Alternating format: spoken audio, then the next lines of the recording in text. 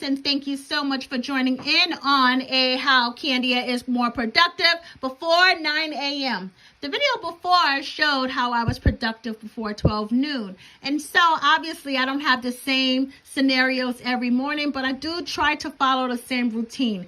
Orders are going to be different. The need for services is going to be different. So whatever I am doing, it still is a routine that I like to follow. I wanted to really make this video, especially for some of my embroidery mentoring students who ask me, like, Kandia, what do you do in the morning? Do you have a certain system that I follow? Yes, which is one of the reasons why I will tell you all to develop a process. Okay, and so you'll get an idea of how I run my business, and this is actually before it opens, because my business technically doesn't open until 11 a.m. However, I'm way more productive by that time. Okay, and so in this video, I give students and you all a closer look at what I'm doing. Plus, I give some helpful business tips to keep income coming in. So let's begin. Okay, so I'm up early and I just finished making up my bed. Alexa, what time is it? It's 4:37 a.m. So I'm making my breakfast, which is just 1 egg and a few grapes. I've put on some weight, about 35 pounds weight, and I gotta cut back on my diet. So no meat, no bread. So here's my yummy breakfast. I have 1 egg and I have the end of a big grapevine that I had purchased from the grocery store last week. And I think I got like only today to eat the rest of them. So here it is. And a bottle of water to start my day off right. I'll take my vitamins and I'll be good to go. So I am done with my breakfast. I am going to wash these dishes up. Make sure I wipe the counters down and the stove down, and then my kitchen will be done. And so okay, so my dishes are washed. I just have to dry them and put them away, and then I can head into my studio.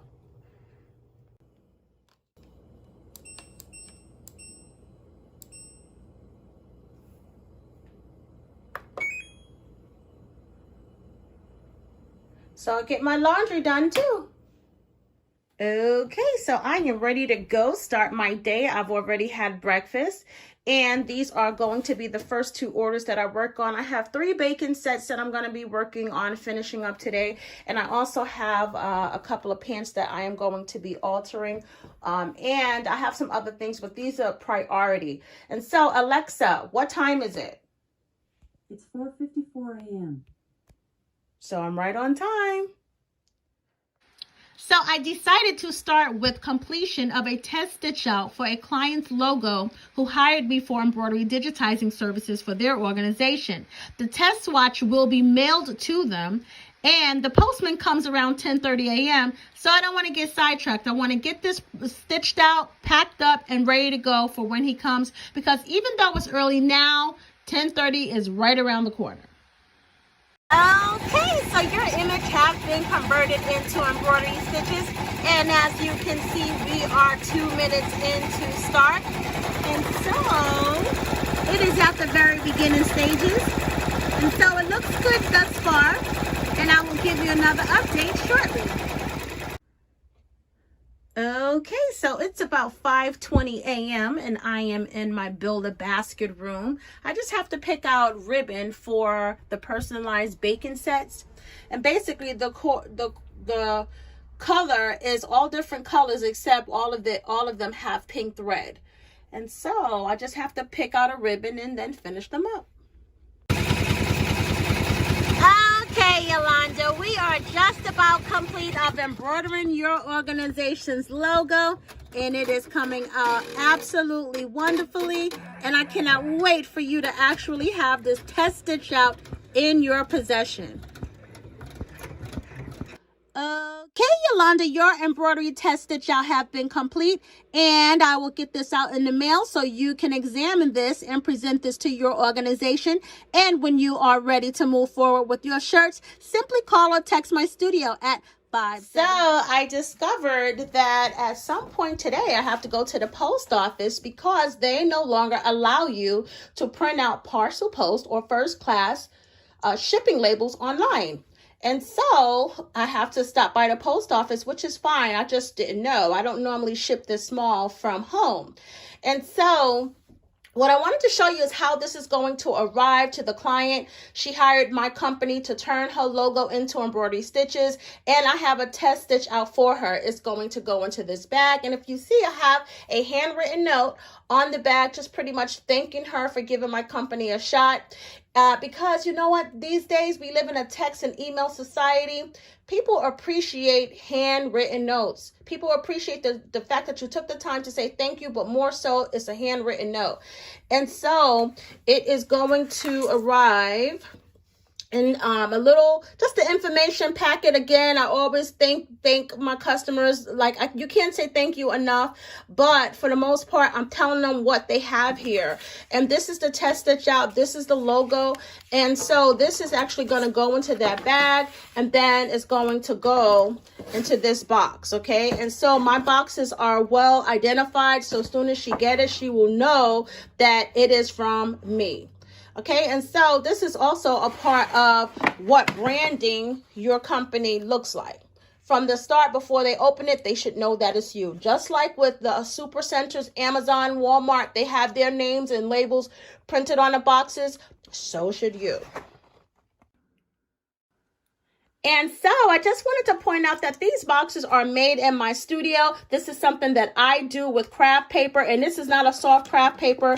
This is a durable craft paper. So this is not something that you would stuff in a box. This is not stuffing. So this is not made with the soft or the flexible or the lightweight craft paper. I just wanted to point that out. Another thing is, you know, I am really big on branding my company and so forth. However, it is expensive. It is expensive to have your logo, your name printed on boxes and bags, especially without having a minimum order, unless you do it yourself. And so you do what you can to promote and market and brand your company just like the big boys. Alexa, what time is it? It's 6:23 a.m. Have a good morning. Okay, so it's 6:23 a.m. according to Alexa, and I am running on time with the last set of pot holders on the embroidery machine. I am going to put the ribbon and the flowers on these two personalized sets, and I'm undecided if I want to go with this flower or if I want to go with this flower. And I'm also going to be using ribbon from the Dollar Tree as well, but this is not from the Dollar Tree. I may color coordinate it, so we'll see. But let's get started. Okay, so we got the flower and the ribbon on 2 of the 3 personalized baking sets. The pot holders should be just about finished up. I have to go and check the machine. But Alexa, what time is it? It's 6:38 a.m. 6:38 a.m. Okay, so we're working on the last pot holder set of the 3 personalized baking sets. And after it is done, I will put it together on a baking sheet and put it in some gift bags and get it ready for pickup. And then the first 4 orders for today will be done, and I'll move on to my next orders. And while we are waiting, what I did was I set up what I'm going to be using for the last personalized baking set. So these are all of the supplies here. The hot glue gun is right there. And so all of these other things, I'm going to put it away now. So when I'm done with putting it together, my area will be clean. Please say that again. Alexa, what time is it? The time is 7:16 a.m. Okay, and so it is 7:16 a.m. and I am complete with all 3 personalization sets. And before I put them in gift bags, I just wanted to show you what I do to finish them off. Notice the consistency. All of them look alike. And so that is the one thing that I really do pride myself on with my customers is consistency. And so branding my items is really important. And so I just want to show you one of the things that I do is on the reverse side, because otherwise you would have the ribbon and the tape. I just put a content sheet, right? And then I have this little envelope, a little envelope with the business card and a thank you. And so this one, you see, otherwise it will look like that. So I'm just going to take this here like so. Let's see if I can do this with one hand so you can see. I probably have to put the camera down because I'm holding the camera. Just make sure that kind of way. And so the next thing I'm going to do is I'm going to spray the reverse side of this little envelope, this little bag envelope, and then glue it here, press it. Then I'm going to slide the card in and then close it with a thank you sticker. And so all three of them are done. And as you can see, clear consistency here.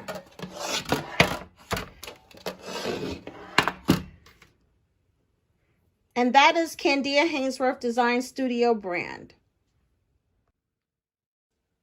So my personalized baking sets comes with gift bags, and the gift bags are really according to whatever the customer informs me that the items are for. So if these were birthday gifts, then I would have put them in birthday bags. I also have thank you bags, and I have blank bags just in case I have to customize it with my Cricut maker and so forth. In this case, I know that these were Christmas gifts, and I know that they are planning on meeting up as a gathering, and so these are ready to give. He does not have to go and shop for bags. He is all set and ready. He can leave it in his car up until the night of the dinner. And so you want to make your customer experience as convenient as possible, and what better way is than to incorporate a gift bag when possible. And so it's these little touches, that I add to my service that customers remember, customers talk about, customers refer other customers to me, and sets me apart from a lot of other embroidery companies. Okay, so I am preparing for my next project, and one of the things that I would like to share with you is that project is going to be sewing alterations. And so that has nothing to do with my embroidery services.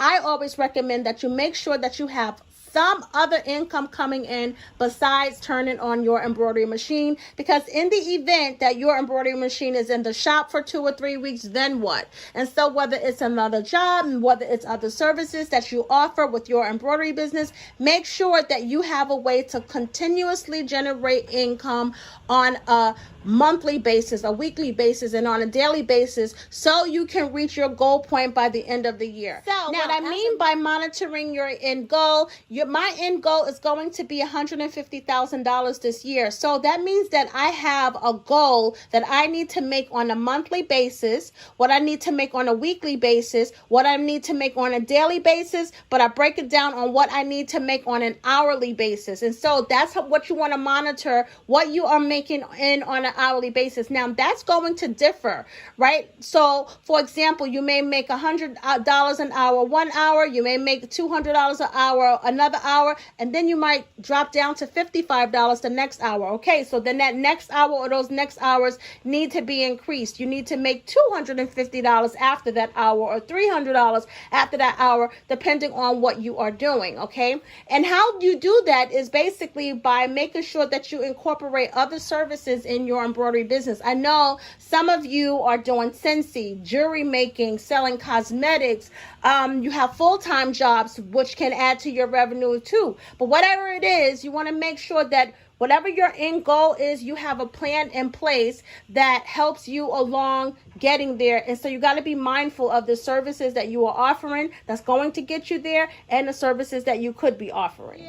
And I'm doing it by myself. So that's going to be tough. It's easy when you have a team. You do this, and I do that. But when you are by yourself, then it's going to be pretty tough. But that's my goal. And in order for me to do that, I have to monitor the revenue that I bring in on a daily basis, and not on a daily basis, but more so on an hourly basis. And so if you look at these pants, for example, these pants would be $20 if the client came to my studio. But because they didn't come to my studio, I add on an additional $5 for the alterations. So I can get it done without them being here, but it's a little bit harder harder because I'm going on measurements and I'm using a pair of pants that they already have. Okay, so in this event, this is going to be $75 for these sewing alterations. And once again, my embroidery machine is not on, so this is something that has nothing to do with my embroidery services. So I just want you to consider that.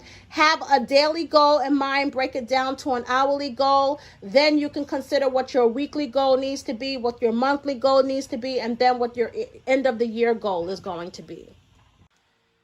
Alexa, what time is it? It's 8:21 a.m. Okay, so it's 8:21 a.m.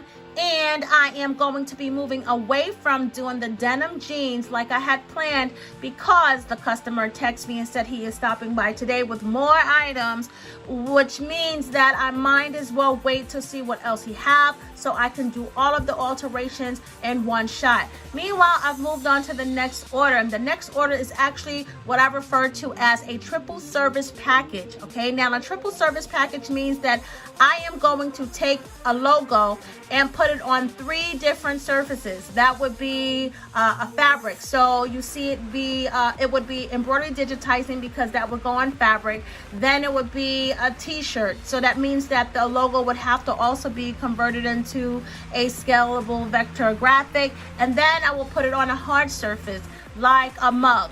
Okay, and so that's what I refer to as a triple service package. That package for customers is $315. And so to do all 3 things that I am presenting, that's going to take about an hour.